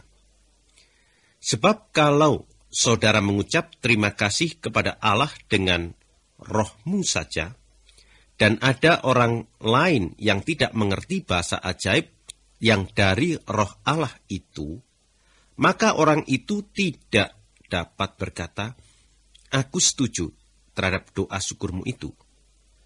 karena ia tidak tahu apa yang saudara katakan. Meskipun doa terima kasihmu kepada Tuhan itu sangat baik, namun doa itu tidak ada gunanya sama sekali bagi orang lain.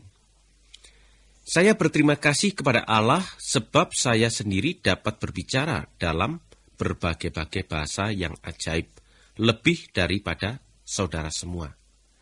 Namun, di dalam pertemuan-pertemuan untuk menyembah Tuhan, saya lebih suka memakai 5 perkataan yang dapat dimengerti orang daripada memakai beribu-ribu perkataan dalam bahasa yang ajaib.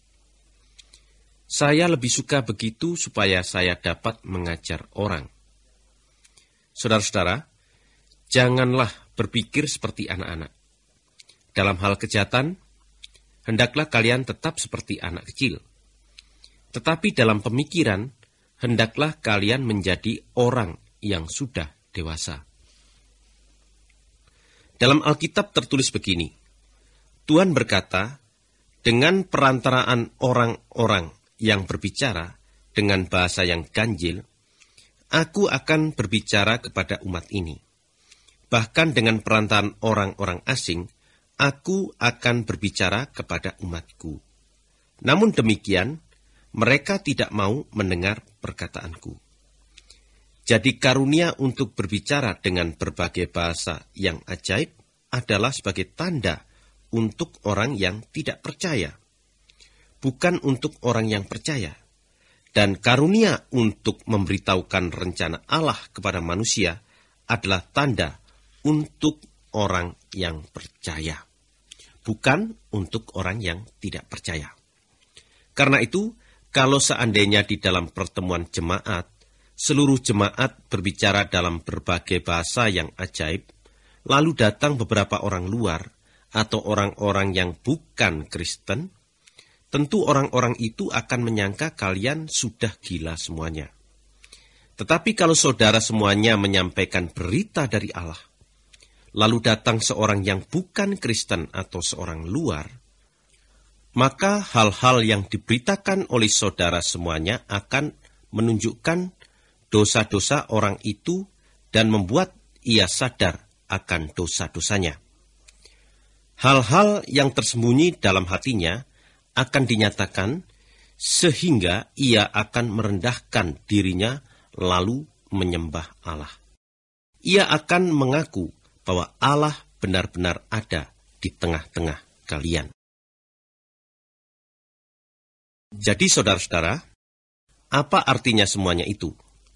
Kalau kalian berkumpul untuk menyembah Tuhan, ada yang menyanyi, ada yang mengajar, ada yang memberitahukan sesuatu dari Allah, ada yang berbicara dalam bahasa yang ajaib, dan ada yang menjelaskan apa yang dikatakan itu. Tetapi semuanya itu haruslah dilakukan untuk mengajar dan untuk kebaikan semuanya. Kalau ada yang mau berbicara dalam bahasa yang ajaib, haruslah 2 atau paling banyak 3 orang saja secara bergilir. Dan harus ada yang menjelaskan apa yang dikatakan oleh orang yang berbicara itu. Kalau tidak ada yang dapat menjelaskannya, maka orang-orang yang berbicara dalam bahasa yang ajaib itu harus diam dalam pertemuan itu. Biarlah mereka berbicara dalam hati saja kepada Allah. 2 atau 3 orang yang mempunyai berita dari Allah harus menyampaikan berita itu sementara yang lain mempertimbangkan apa yang dikatakan itu. Tetapi kalau seandainya berita dari Allah datang pada seorang lain yang duduk pada pertemuan itu, maka orang yang sedang berbicara harus berhenti. Dengan cara yang demikian, saudara-saudara semuanya satu persatu dapat menyampaikan berita dari Allah, supaya semuanya dapat menerima pelajaran dan menjadi makin percaya. Karunia dari Roh untuk menyampaikan berita dari Allah dapat dikendalikan oleh orang yang menyampaikan berita itu. Allah adalah Allah yang suka akan ketertiban. Ia bukan Allah yang suka pada kekacauan. Seperti yang berlaku di dalam semua jemaat Allah, wanita harus diam pada waktu pertemuan jemaat. Mereka tidak diizinkan berbicara. Mereka tidak boleh memegang pimpinan. Itu sesuai dengan hukum agama. Kalau mereka mau mengetahui sesuatu, mereka harus menanyakan itu kepada suami mereka di rumah. Sangat memalukan bila seorang wanita berbicara di dalam pertemuan jemaat. Apakah perkataan Allah datang dari kalian? Atau hanya kepadamu saja perkataan itu disampaikan? Kalau ada orang yang merasa mempunyai karunia untuk menyampaikan berita dari Allah, atau ia mempunyai karunia yang lainnya dari Roh Allah, orang itu harus sadar bahwa apa yang saya tulis ini adalah perintah dari Tuhan. Tetapi kalau ada yang tidak menerima ini, janganlah memperhatikan dia. Oleh sebab itu, saudara-saudara, berusahalah untuk menyampaikan berita dari Allah. Tetapi janganlah melarang orang yang mau berbicara dalam berbagai bahasa yang ajaib. Tetapi semuanya harus dilakukan dengan baik dan teratur. Pasal 15. Dan sekarang saudara-saudara, saya mau kalian mengingat kembali akan kabar baik dari Allah yang saya beritakan dahulu kepadamu. Kalian menerimanya dan percaya kepada Kristus karena kabar baik itu. Kalau kalian berpegang teguh pada apa yang saya beritakan itu, maka kabar baik itu menyelamatkan kalian, kecuali kalau saudara percaya tanpa pengertian. Apa yang saya sampaikan kepada saudara-saudara adalah yang sudah saya terima juga. Yang terpenting, seperti yang tertulis dalam Alkitab, saya menyampaikan kepadamu bahwa Kristus mati karena dosa-dosa kita, bahwa ia dikubur tetapi kemudian dihidupkan kembali pada hari yang ketiga. Itu juga tertulis dalam Alkitab.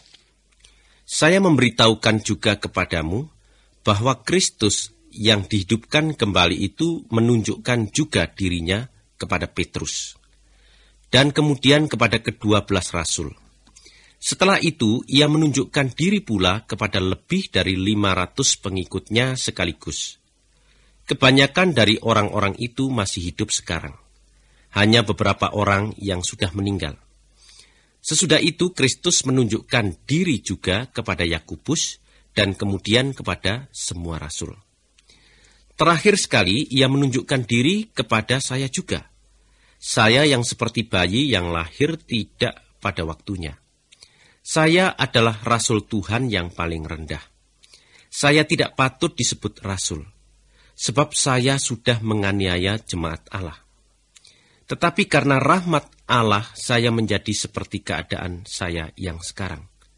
Dan tidaklah percuma Allah mengampuni saya. Malah justru sayalah yang bekerja lebih keras dari semua rasul yang lainnya. Tetapi itu sebenarnya bukan usaha saya. Itu usaha Allah yang mengasihi saya dan yang bekerja bersama-sama saya. Jadi, dari siapapun kalian menerima kabar baik itu, apakah itu dari saya atau dari rasul-rasul yang lain, itu tidak menjadi soal. Yang penting ialah kami memberitakan kabar baik itu dan saudara percaya. Kalau yang kami beritakan itu ialah bahwa Kristus sudah dihidupkan kembali dari kematian, mengapa ada dari antaramu yang berkata bahwa orang mati tidak akan dihidupkan kembali?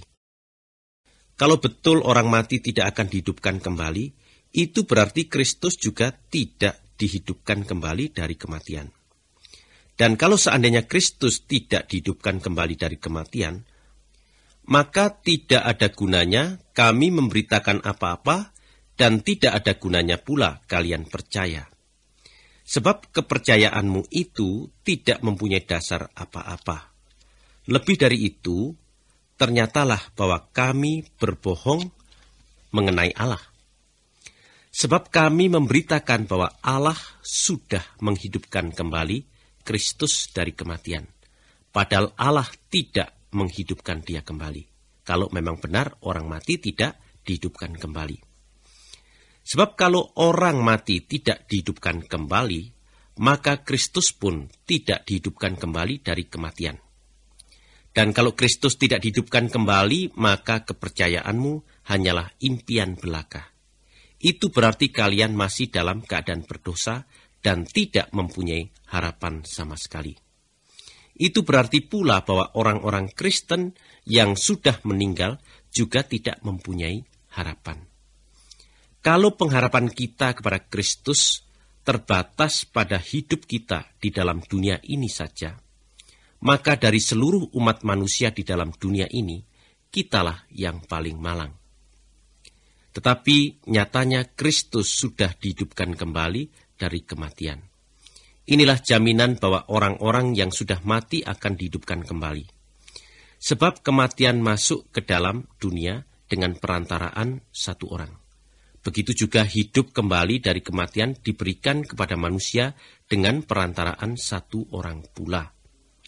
Sebagaimana seluruh manusia mati karena tergolong satu dengan Adam, begitu juga semua akan dihidupkan karena tergolong satu dengan Kristus. Tetapi masing-masing akan dihidupkan menurut gilirannya, pertama-tama Kristus, kemudian nanti pada waktu ia datang lagi, menyusul giliran orang-orang yang termasuk milik Kristus. Sesudah itu terjadilah kiamat. Pada waktu itu, Kristus akan menaklukkan segala pemerintahan, segala kekuasaan, dan segala kekuatan. Lalu ia akan menyerahkan kekuasaannya sebagai Raja kepada Allah Bapa kita. Kristus harus terus memerintah sampai Allah membuat semua musuh Kristus takluk kepada Kristus. Musuh yang terakhir yang akan ditaklukkan ialah kematian. Dalam Alkitab tertulis begini, Allah sudah membuat segala sesuatu takluk kepadanya. Jelaslah bahwa yang dimaksud dengan segala sesuatu itu tidak termasuk Allah sendiri yang membuat segala sesuatu itu takluk kepada Kristus. Tetapi setelah seluruhnya ditaklukkan ke bawah pemerintahan Kristus, maka ia sendiri, yaitu anak Allah, akan menaklukkan dirinya kepada Allah yang sudah membuat segala-galanya takluk kepadanya. Maka Allah sendiri pun akan memerintah semuanya. Kalau orang mati tidak dihidupkan kembali, mengapa ada orang yang dibaptis untuk orang mati? Untuk apa mereka melakukan hal itu? Kalau memang orang mati sama sekali tidak akan dihidupkan lagi. Untuk apa mereka melakukan hal itu? Dan buat apa pula kami mau menghadapi bahaya setiap saat? Saudara-saudara, setiap hari saya tahan menderita karena saya bangga atas kehidupanmu, sebab kalian sudah percaya kepada Kristus Yesus Tuhan kita. Kalau itu hanya dari segi manusia saja, apa untungnya bagi saya untuk berjuang seolah-olah melawan binatang-binatang buas di kota ini, di Efesus? Kalau memang orang mati tidak dihidupkan kembali. Nah, lebih baik kita ikuti peribahasa ini. Mari kita makan, minum, dan bersenang-senang, sebab besok kita toh akan mati. Janganlah tertipu. Pergaulan yang buruk merusakkan akhlak yang baik. Sadarlah sekarang dan jangan lagi berbuat dosa. Sepantasnya kalian harus malu bahwa di antaramu ada yang belum mengenal Allah. Mungkin ada yang bertanya, bagaimanakah orang mati dihidupkan kembali? Tubuh yang bagaimanakah yang diberi kepada mereka sesudah mereka dihidupkan kembali? Bodoh sekali. Kalau saudara menanam benih di dalam tanah, benih itu tidak akan tumbuh kalau benih itu belum mati dahulu. Dan benih yang saudara tanam di dalam tanah itu, mungkin benih gandum atau benih lainnya, adalah biji benih itu saja. Bukan seluruh tanamannya yang akan tumbuh nanti. Allah sendiri yang akan memberikan kepada benih itu bentuk yang menurut pandangannya baik untuk tanaman itu. Untuk setiap macam benih, Allah memberikan bentuk tanamannya sendiri-sendiri. Tubuh makhluk-makhluk yang bernyawa tidak semuanya sama. Manusia mempunyai sejenis tubuh. Binatang-binatang mempunyai jenis tubuh yang lain. burung-burung lain pula jenis tubuhnya, dan ikan-ikan lain lagi jenis tubuhnya. Begitu juga dengan benda-benda yang di langit dan benda-benda yang di bumi. Benda-benda yang di langit masing-masing mempunyai keindahannya sendiri. Dan benda-benda yang di bumi pun begitu juga. Keindahan matahari lain daripada keindahan bulan. Bintang-bintang pun mempunyai keindahannya sendiri. Malah bintang-bintang itu masing-masing berlain-lainan pula keindahannya. Begitu halnya nanti dengan orang-orang mati yang dihidupkan kembali. Tubuh yang dikubur itu adalah tubuh yang bisa busuk, tetapi tubuh yang dihidupkan kembali adalah tubuh yang tidak bisa rusak. Pada waktu tubuh itu dikuburkan, tubuh itu buruk dan lemah. Tetapi pada waktu ia dihidupkan kembali, ia adalah tubuh yang bagus dan kuat. Pada waktu dikuburkan, tubuh itu tubuh dari dunia.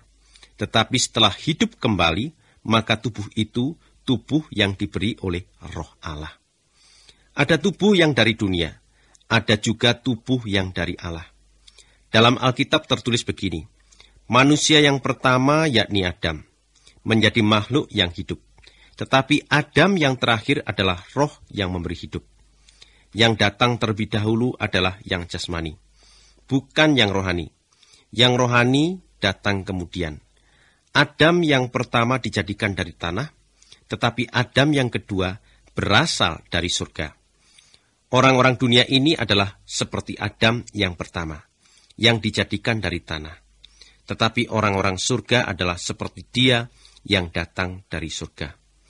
Sebagaimana kita sekarang adalah seperti Adam yang dijadikan dari tanah, maka nanti kita akan menjadi seperti Dia yang dari surga itu. Maksud saya, saudara-saudara, ialah tubuh yang dijadikan dari darah dan daging tidak dapat masuk dunia baru Allah. Dan tubuh yang dapat mati tidak dapat menjadi abadi. Perhatikanlah rahasia ini. Tidak semuanya kita akan mati, tetapi kita semuanya akan berubah. Hal itu akan terjadi tiba-tiba dalam sekejap mata. Pada waktu trompet dibunyikan untuk terakhir kalinya. Sebab pada waktu terdengar bunyi trompet itu, orang-orang mati akan dihidupkan kembali dengan tubuh yang abadi. Dan kita semuanya akan diubah. Tubuh kita yang dapat mati ini harus diganti dengan tubuh yang tidak dapat mati, dan tubuh yang dari dunia harus diganti dengan tubuh yang dari surga. Kalau tubuh yang dapat mati sudah diganti dengan tubuh yang tidak dapat mati, dan tubuh yang dari dunia sudah diganti dengan tubuh yang dari surga, pada waktu itu barulah terjadi apa yang tertulis dalam Alkitab. Kematian sudah dibasmi, kemenangan sudah tercapai. Hai maut, di manakah kemenanganmu? Hai maut, di manakah bisamu? Bisa maut ialah dosa, dan dosa menjalankan peranannya melalui hukum agama. Tetapi syukur kepada Allah, Ia memberikan kepada kita kemenangan melalui Yesus Kristus Tuhan kita. Oleh sebab itu, saudara-saudara yang tercinta, hendaklah kalian kuat dan teguh. Bekerjalah terus untuk Tuhan dengan sungguh-sungguh. Sebab kalian mengetahui bahwa semua yang kalian kerjakan untuk Tuhan tidak akan percuma. Pasal 16. Sekarang mengenai uang yang kalian mau sumbangkan kepada sesama orang Kristen. Saya anjurkan supaya kalian lakukan sesuai petunjuk yang saya berikan kepada jemaat-jemaat di Galatia. Pada hari pertama setiap minggu, hendaklah saudara semuanya menyisihkan uang, masing-masing sesuai dengan pendapatannya. Simpanlah uang itu sampai saya datang, supaya pada waktu itu tidak perlu lagi dikumpulkan. Nanti kalau saya tiba, saya akan mengutus orang-orang yang sudah kalian setujui. Saya akan memberikan kepada mereka surat pengantar, supaya mereka membawa uang sumbangan itu ke Yerusalem. Dan kalau nampaknya baik bahwa saya pergi juga dengan mereka, maka saya akan pergi bersama mereka. Saya akan mengunjungi kalian setelah melewati Makedonia, sebab saya berniat untuk lewat di sana. Boleh jadi saya akan tinggal sebentar dengan kalian, mungkin selama musim dingin. Setelah itu kalian dapat membantu saya meneruskan perjalanan ke tempat berikutnya. Saya tidak mau mengunjungi kalian sekedar singgah saja. Kalau Tuhan mengizinkan, saya ingin tinggal agak lama dengan kalian. Sementara itu saya akan tinggal di kota ini, di Efesus, sampai hari Pentakosta. Banyak kesempatan di sini untuk pekerjaan-pekerjaan yang bermanfaat, meskipun banyak juga orang yang menentang. Kalau Timotius datang, sambutlah dia dengan baik supaya ia merasa betah di antara kalian.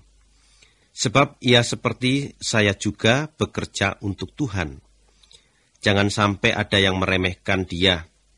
Bantulah dia supaya ia dapat meneruskan perjalanannya kembali kepada saya dengan selamat.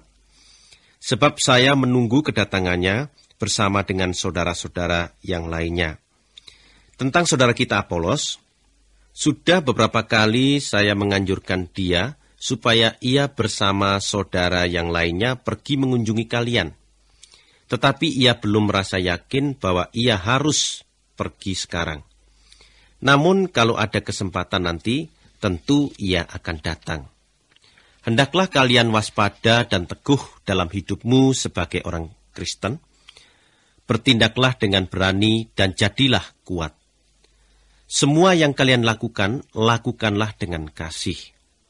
Saudara tentunya mengenal Stefanus dan keluarganya. Mereka yang pertama-tama menjadi Kristen di Akaya. Mereka dengan sepenuh hati bekerja khusus untuk melayani umat Allah. Saya anjurkan dengan sungguh-sungguh supaya kalian mengikuti pimpinan orang-orang yang seperti itu, serta orang-orang lain yang bekerja sama dan melayani bersama mereka. Saya senang atas kedatangan Stefanus, Fortunatus, dan Akaikus. Mereka merupakan pengganti kalian bagi saya. Mereka sudah membuat hati saya menjadi gembira, seperti mereka menggembirakan hatimu. Orang-orang seperti itu harus dihargai. Jemaat-jemaat di Asia menyampaikan salam mereka kepada kalian. Aquila dan Priscilla serta jemaat yang berkumpul di rumah mereka pun mengirim salam Kristen yang hangat. Semua saudara di sini menyampaikan salam kepada kalian. Bersalam-salamanlah secara mesra sebagai saudara Kristen. Saya tambahkan di sini salam yang saya tulis sendiri. Salam dari saya, Paulus. Orang yang tidak mengasihi Tuhan, biarlah ia terkutuk. Maranatha, Tuhan kami datanglah. Semoga Tuhan Yesus memberkati saudara. Teriring kasih kepada saudara sekalian yang bersatu dengan Kristus Yesus.